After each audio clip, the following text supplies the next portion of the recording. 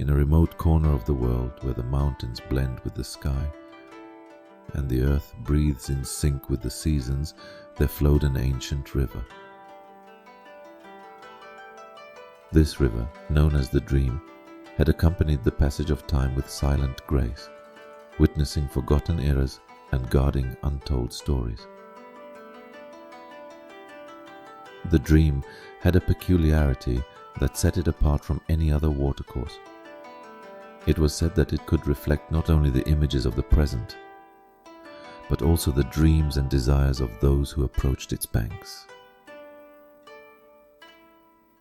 Anyone who stopped to listen to its murmur could hear the whispers of their deepest aspirations, as if the river had the power to connect with the very soul of living beings. In the nearby village, the legend of the Dream was passed down from generation to generation, and each new tale added a layer of mystery and wonder. Among the villagers was a young man named Taro, whose heart was heavy with an unfulfilled desire. Taro dreamed of traveling, exploring distant worlds, and living adventures that only the wind could recount. But the responsibility of taking care of his family and their lands had always held him back, binding his feet more firmly than any chain. One summer night, when the full moon illuminated the path like a beacon among the shadows, Taro ventured to the river, driven by an impulse he couldn't explain. Sitting on the bank, he watched the silvery reflection of the moon on the water and listened to the hypnotic sound of the flow. He closed his eyes, allowing his repressed dreams to surface from his heart. It was then that the dream spoke to him, not with words, but through visions that danced on the water like will-o'-the-wisps.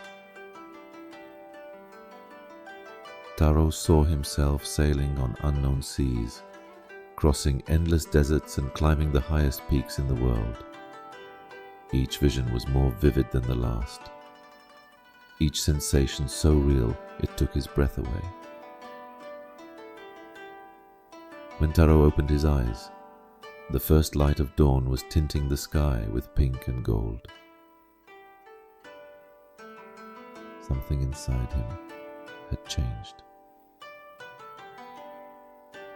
He understood that even though he couldn't leave his village at that moment, nothing could imprison his dreams.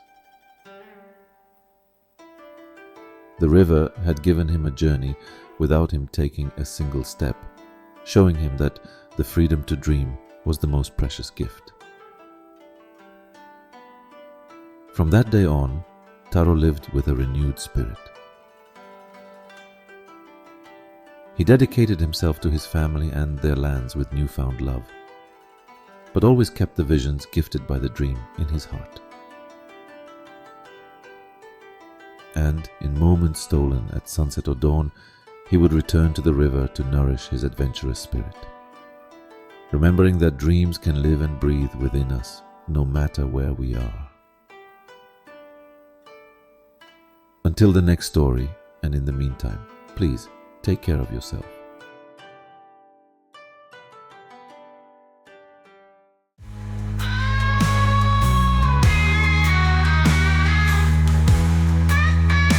Take care of yourself